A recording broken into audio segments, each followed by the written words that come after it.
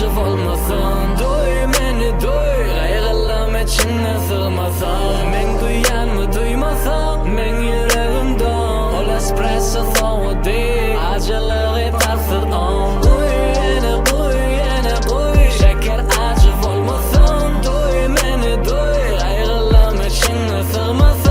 Men duyan mı duymasa, men yüreğimde ol espresso soğudu değil, acılığı tarsız on. Sen olsan, bolurdu ol iki taraflıyım. Bir yüzüm solsa, sebepkarının gözüne karıldayım. Diyelim sana, inni gülsün bana farkı yok. İlkerimden sen suratlarından bana ayırma yok değil. İnni sen men için yönü kesike. Durmuş dedim fırsat verseydim bana gerek gel.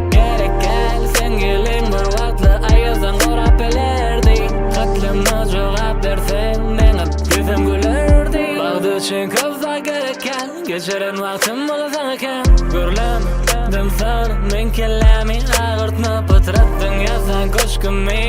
Men vurdum tadeden has belki rakamda başka nerede. Duy yine duy, şeker acı olmasın. Duy meni duy, gayrılım içine sığmasın. Men duyan mı duymasa, men yüreğimde ol espresso soğudu değil, acılığı tarsız on. Duy yine duy, şeker acı olmasın. Duy meni duy, gayrılım içine sığmasın. Men duyan mı duymasa, men yüreğimde ol espresso soğudu değil, acılığı tarsız on. Dünya yalan borsa da sen gözlüğün içinde hakikat badi. Vaktliğin kucağı dorsam günlerim geçipti erteki cakılı.